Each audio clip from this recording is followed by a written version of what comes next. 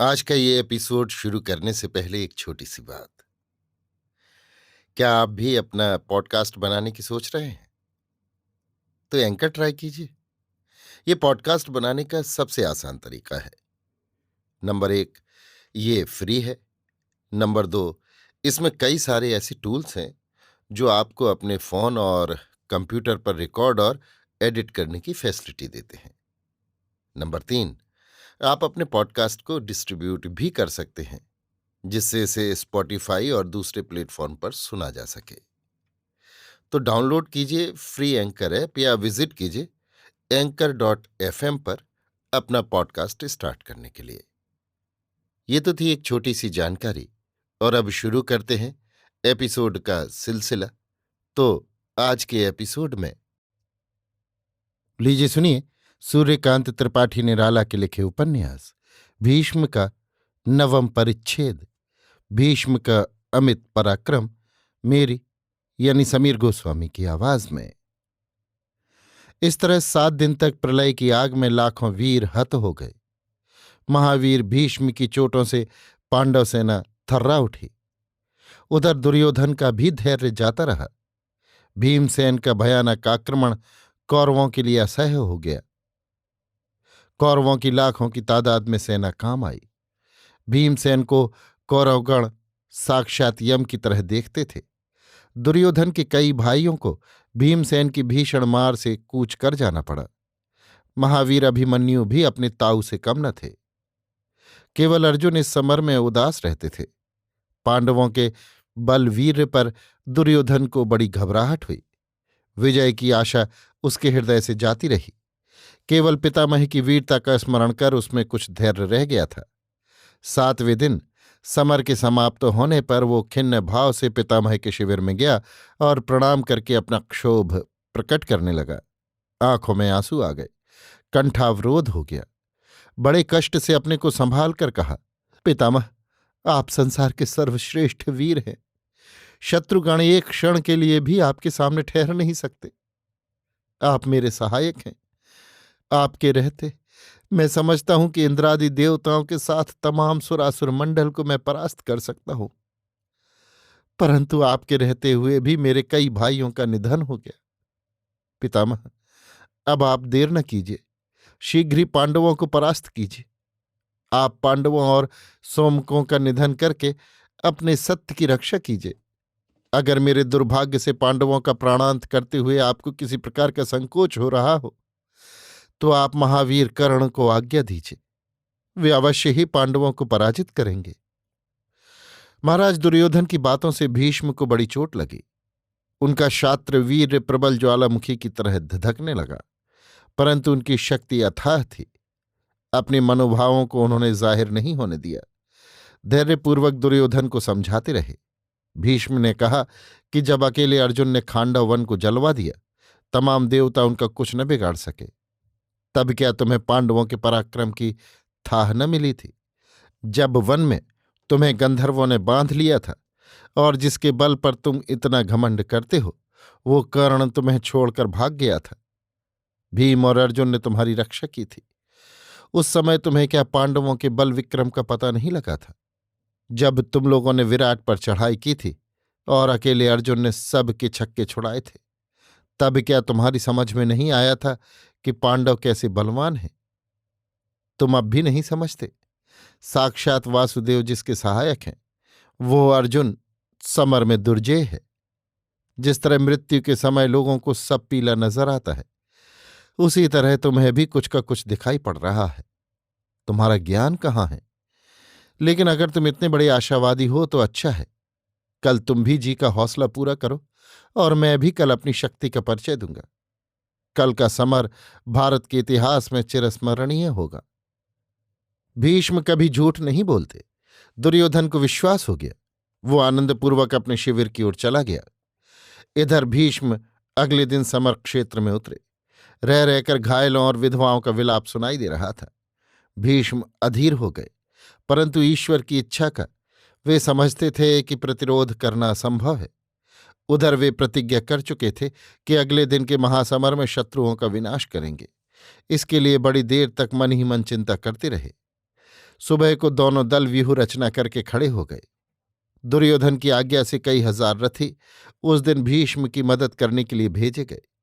चारों तरफ से महारथियों के विशाल व्यूह के अंदर पितामह देवताओं में इंद्र की तरह शोभा पाने लगे। उस दिन महावीर भीष्म ने सर्वतोभद्र व्यूह की रचना की। महावीर कृपाचार्य, कृतवर्मा, शैव, शकुनी, सिंधुराज, काम्बोज, नरेश, भीष्म और दुशासन वगैरह उस व्यूह के मुख पर रहे। महावीर द्रोण, भूरिश्रवा, शल्य और भगदत्त उसके दाहिनी ओर और महावीर अश्वत्थामा, सोमदत्त, बिंद और अनुविंद उसके दोनों पार्श्व की रक्षा करने लगे। महाराज दुर्योधन त्रिगतों के साथ उसके मध्य भाग में रहे और महारथ राक्षस अलम्बुस और श्रुतायु उसकी पृष्ठ रक्षा करने लगे। इधर महाराज युधिष्ठिर, भीमसेन, नकुल और सहदेव अपनी सेना के अग्रभाग में और महाराज दृष्टद्युम्न, विराट, सात्यकी, शिखंडी, अर्जुन, घटोत्कच, चेकितान और महावीर अभिमन्यु उस व्यूह के मध्य भाग में रहकर उसकी रक्षा करने लगे। दोनों ओर से संग्राम शुरू होने की सूचना शंख ध्वनि द्वारा दी गई। दोनों पक्ष के वीर अपनी अपनी वाहिनी को यथोचित रूप से संचालित करने लगे। महावीर अभिमन्यु ने पहले बढ़कर मोर्चा लिया। खाकी रंग के घोड़े दौड़ने में कमाल कर रहे थे। ये धावा दुर्योधन की ओर हुआ था।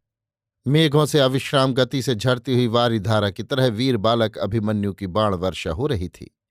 कौरव वीरों ने लाख उपाय किए, पर उस अजेय बालक की गति को किसी तरह रोक नहीं सके। सेना को चीरता हुआ अभिमन्यु का रथ कौरवों के व्यूह के अंदर चला गया। तीक्ष्ण शर प्रहार से कौरवों की अगणित सेना कटकर गिरने लगी। उस दिन अकेले अगणित वीरों के अंदर महावीर सुभद्रा कुमार शत्रु संहार कर रहे थे।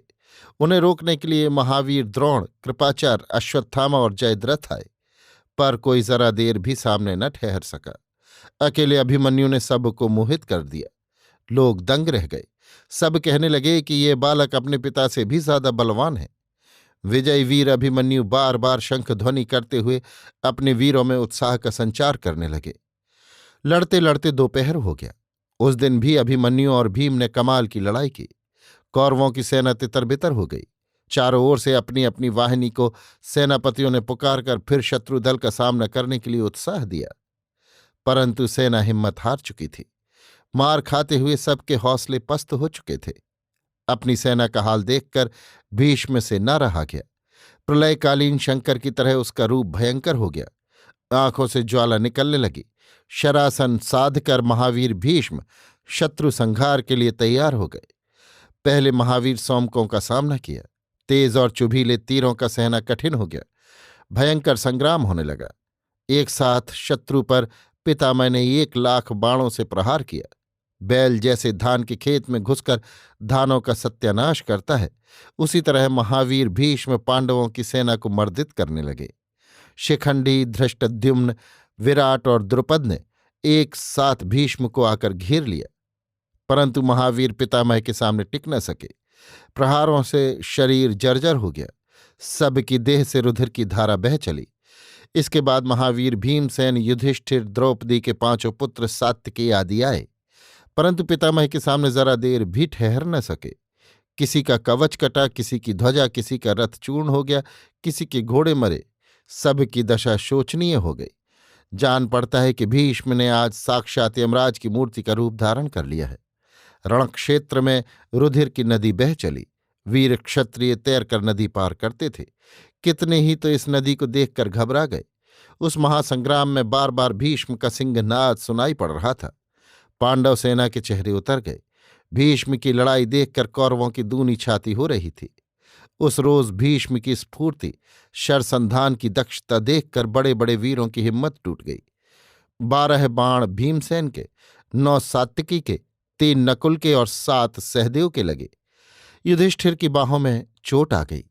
महावीर भीष्म को पांडव सेना के महारथियों ने चारों ओर से घेर लिया था, परंतु सिंह जिस तरह हाथियों के बीच में रहकर नहीं घबराता, उसी तरह महावीर भीष्म को भी घिर जाने का भय न था। लगातार बाणों की चोट खाते हुए पांडव वीरों की समरसाध मिट चुकी थी।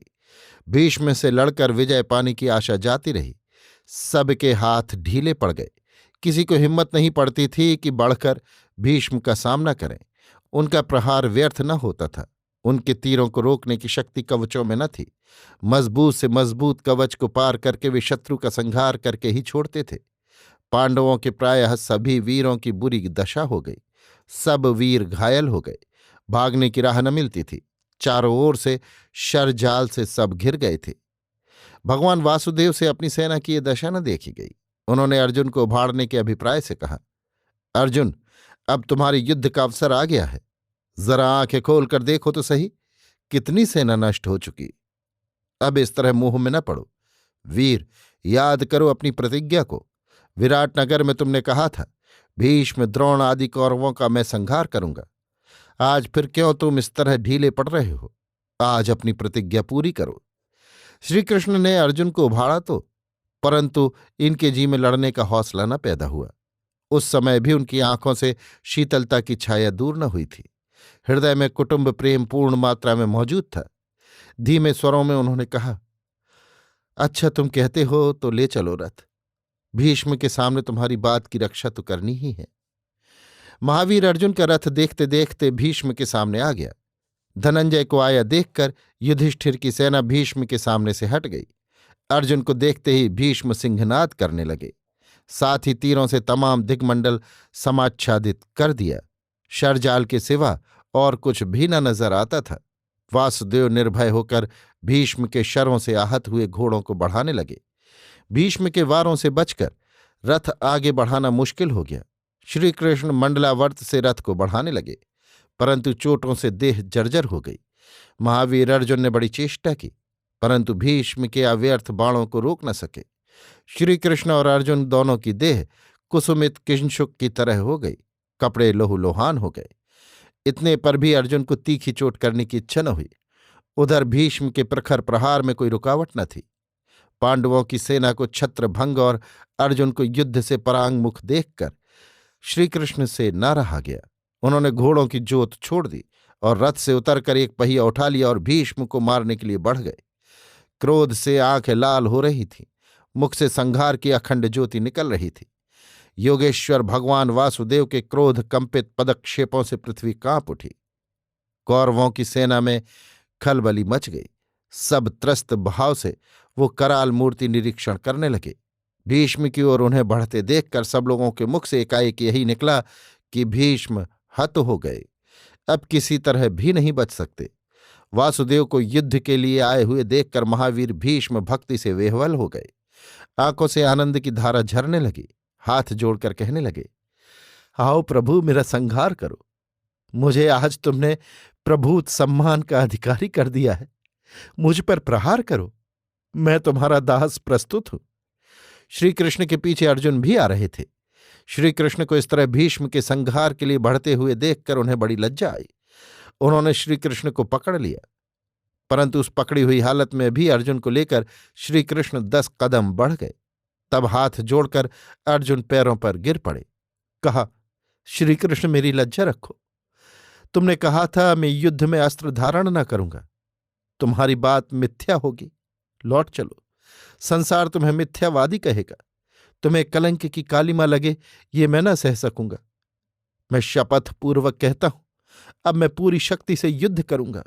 शत्रुओं का अवश्य ही विनाश करूंगा। अर्जुन श्री कृष्ण को अपने रथ पर लौटा ले गए। भीष्म और अर्जुन का समर जारी हो गया। महावीर भीष्म सावन की वारी धारा की तरह लगातार बाणों की वर्षा करने लगे। अर्जुन ने चेष्टा तो बहुत की, परंतु शांतनु नंदन के अपराजेय विक्रम पर किसी प्रकार की बाधा न डाल सके। लाखों की तादाद में पांडवों की सेना काम आ गई। हजारों महारथ योद्धा उस एक ही दिन की लड़ाई में चल बसे। लाखों की संख्या में सेना मैदान छोड़कर भाग गई। भीष्म की ओर नजर उठाकर देखने की किसी में हिम्मत न थी। भगवान मरीचिमाली अस्ताचल में धंसने लगे थे। सेना भी थक गई थी। संध्या जानकर उस दिन के लिए समर बंद कर दिया गया। अभी आप सुन रहे थे सूर्यकांत त्रिपाठी निराला के लिखे उपन्यास भीष्म का 9वां परिच्छेद, भीष्म का अमित पराक्रम, मेरी यानी समीर गोस्वामी की आवाज में।